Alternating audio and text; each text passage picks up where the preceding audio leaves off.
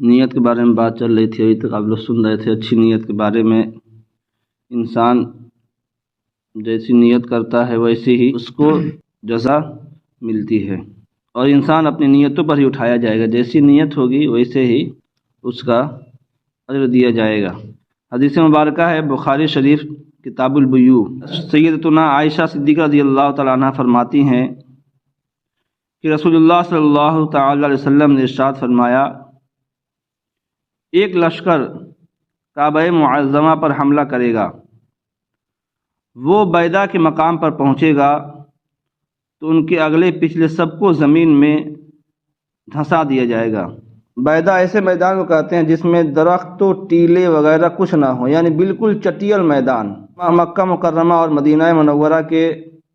درمیان ایک میدان کا نام بھی بیضا ہے۔ تو میرے آقا کریم صلی اللہ علیہ وسلم نے کہا فرمایا کہ ایک لشکر کعبہ معظمہ پر حملہ کرے گا، جب وہ بیضا کے مقام پر پہنچے گا تو ان کے اگلے پچھلے سب کو زمین میں دھنسا دیا جائے گا۔ ام المؤمنین رضی اللہ تعالیٰ عنہ فرماتی ہیں، میں نے عرض کیا رسول اللہ صلی اللہ علیہ وسلم، ان کے اگلے پچھلے سب کیسے دھنسا دیے جائیں گے؟ حالانکہ ان میں سے بعض تو دکاندار ہوں گے اور کچھ ان لشکریوں میں سے نہ ہوں گے۔ فرمایا ان کے اول و آخر کو دھنسا دیا جائے گا، پھر وہ اپنی اپنی نیتوں پر اٹھائے جائیں گے۔ جب بھی کوئی چیز ہوتی ہے تو اچھے برے سب جاتے ہیں اس میں۔ سیلاب آ جائے تو کیا جو برے لوگ ہوں گے وہی جائیں گے؟ سب جائیں گے۔ اب وہ الگ بات ہے جو اچھے ہوں گے، عذاب جب آتا ہے تو اچھے برے سب پر آتا ہے اکٹھے، مگر پھر جب وہ اٹھائے جائیں گے قیامت کے دن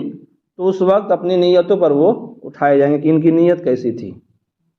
کیا یہ اسی میں سے تھے یا اس میں سے نہیں تھے۔ علامہ بدر الدین عینی رحمۃ اللہ علیہ فرماتے ہیں عمدۃ القاری میں، اس حدیث سے یہ معلوم ہوا کہ یہ لشکر خانہ کعبہ کو ڈھانے کا ارادہ کرے گا، پھر انہیں مقام بیضا میں دھنسا دیا جائے گا اور خانہ کعبہ تک نہ پہنچ پائیں گے۔ علامہ حافظ ابن حجر اسقلانی رحمۃ اللہ علیہ فتح الباری میں فرماتے ہیں کہ اس لشکر میں سے صرف شرید نامی شخص زندہ بچے گا جو باقی لوگوں کو اس کی خبر دے گا۔ علامہ ابن بطال رحمۃ اللہ علیہ شرح بخاری میں فرماتے ہیں کہ جس نے فتنہ یا معصیت میں کسی قوم کا ساتھ دے کر ان کی تعداد بڑھائی،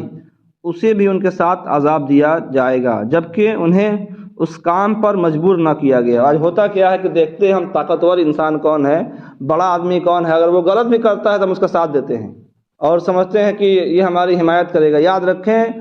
آپ اگر غلط کا ساتھ دیتے ہیں تو آپ اگر اچھے بھی ہیں نا تو اپنے بخوشی، ایک ہوتا ہے کہ مجبور کر کے آپ کو ساتھ ملا لینا، وہ الگ چیز ہو گئی، اور آپ خود بخود اس کے ساتھ ہو گئے ہیں تو پھر آپ بھی اس میں شریک ہیں،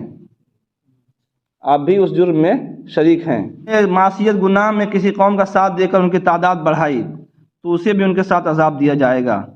جبکہ انہیں اس کام پر مجبور نہ کیا گیا، قید لگا دیا گیا۔ مجبور کر کے زبردستی لے گیا تو وہ الگ بات ہے، اور خوشی خوشی گیا، اپنے آپ گیا ہے تو پھر اسے بھی عذاب دیا جائے گا۔ شارح بخاری حضرت علامہ سید محمود احمد رضوی رحمۃ اللہ علیہ فیوز الباری میں فرماتے ہیں، جناب عائشہ رضی اللہ عنہا کے سوال کرنے کا مقصد یہ تھا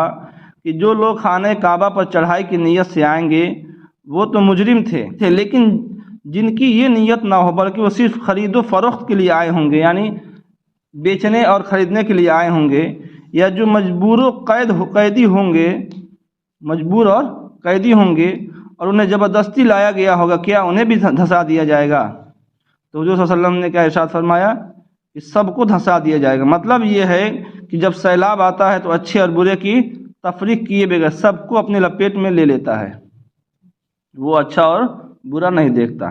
اسی طرح ان سب کو بھی عذاب الہی اپنی لپیٹ میں لے لے گا، البتہ بروز قیامت یعنی قیامت کے دن ہر شخص اپنی اپنی نیت پر اٹھایا جائے گا کہ اس کی نیت کیسی تھی۔ معلوم ہوا کہ اخروی معاملات کا تعلق نیت سے ہے۔ دنیا میں جو عمل جس نیت سے کیا گیا، آخرت میں اسی کے مطابق سزا و جزا کا معاملہ ہوگا۔ جیسا کہ حدیث شریف میں اس لشکر کے متعلق ارشاد ہوا کہ ان میں سے ہر ایک کے ساتھ اس کی نیت کے مطابق معاملہ ہوگا۔ اس لیے نیت کی اصلاح بہت ضروری ہے، اپنی نیت کو درست کرے ہر معاملے میں۔ یہ بھی معلوم ہوا کہ گناہ گاروں کی صحبت باعث ہلاکت ہے۔ جب گنہگاروں پر عذاب الہی آتا ہے تو ان کی صحبت میں رہنے والے بھی عذاب کی لپیٹ میں آ جاتے ہیں، اگرچہ وہ گنہگار نہ ہوں، لیکن گناہوں کی نحوست ضرور ان تک کے پہنچتی ہے۔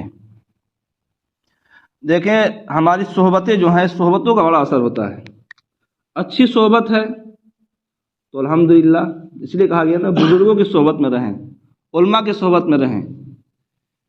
کہ ان کے ذریعے سے اگر ان کے ساتھ رہیں گے آپ تو کچھ نہیں تو ان کی صحبت میں بیٹھیں گے تو کچھ دیکھیں گے، ان کے عمل کو دیکھیں گے، نماز پڑھتے ہیں، کھاتے ہیں، پیتے ہیں، کیسے کیا کرتے ہیں سنت کے مطابق، جو باعمل ہیں، جو اچھے عالم ہیں، تو آپ کو بڑی کچھ اثر پڑے گا۔ آپ کچھ دن رہیں، 1 مہینہ رہے، 2 مہینے رہے، تو کچھ نہ کچھ آپ کے اندر تبدیلی ضرور آئے گی۔ اور وہی آپ کی صحبت اگر دوسروں کے ساتھ ہو جائے، اگر جواری کے ساتھ ہو جائے، جا کے کھیلتے نہیں ہیں، جا کے وہاں کھڑے رہتے ہیں، دوست ہے آپ کا، تو کبھی نہ کبھی شیطان کہے گا یار کھیل کے دیکھتے ہیں، کبھی چلو دیکھو کھیل کے کیسا لگتا ہے، تو کبھی بیٹھ گئے، پھر لت لگ گئی۔ شرابی کے ساتھ رہیں گے تو شراب نہیں پیتے ہیں، جاتے ہیں آتے ہیں، اب نہیں پیے، آپ کی عادت نہیں لگی، چلیے آپ نے اپنی عادت نہیں لگائی، مگر جب آپ وہاں کھڑے رہیں گے اور شراب پی رہا ہے آدمی، تو دوسرا آدمی بھی دیکھے گا تو کہے گا کہ یہ بھی شرابی